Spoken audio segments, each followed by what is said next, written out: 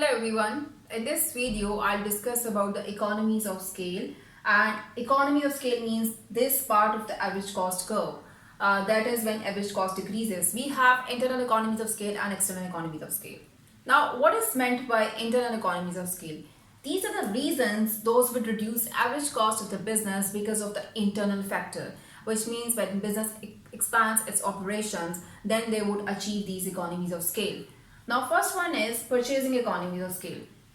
When business goes on large scale, then they have to buy component parts, raw material in bulk, and because of that, they would get discount from the suppliers, and which would eventually reduce their average cost. Marketing economies refers to this when businesses can employ, because of being large scale businesses, they can employ specialist workers. Those can be the sales representatives, and they can sell their products on a very large scale. Then they use different mass media to advertise their business, to promote their business, and because of that they'll be able to sell in large amount of commodities in different areas. So these all would include in marketing economies of scale. Financial economies refers to when large businesses go to different banks or financial institutions to borrow money, and these institutions would charge lower interest rate because it's not that much risky to give loans to the large businesses as compared to the small business. Risk-bearing economies refers to two areas. One, when businesses would be on large scale, then they can sell their goods in different regions, in different countries. It means that they can spread the risk over the large output they sell in different countries. Secondly, large businesses would be able to diversify, which means that they would have range of products. It means their risk would be spread among those different types of products they produce.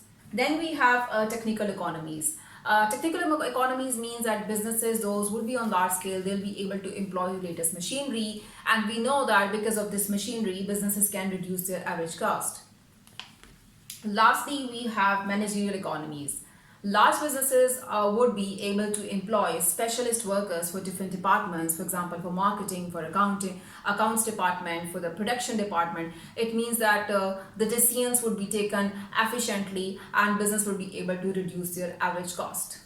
Then we have external economies of scale. External economies of scale means when industry grows, which means that it's not linked to one specific firm. It would be related to all the competitors, all the rivals who are operating under one industry. If industry grows, then these are the benefits all firms and all businesses can experience and they can enjoy. For example, if industry grows at specific area, it means that there might be more availability of skilled labor, and they can easily employ cheaper labor.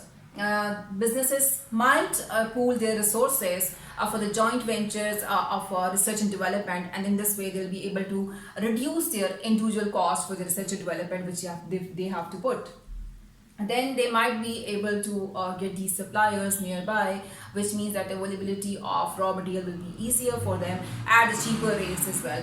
Lastly, because of this industry growth, maybe there'll be better infrastructure developed in that area, and that is going to help businesses for the transportation purposes, for the easy access of raw material, as well as for the dispatching of goods to the market. So these are different reasons these are different types of economies of scale, internal and external, which would lead to the reduction in average cost.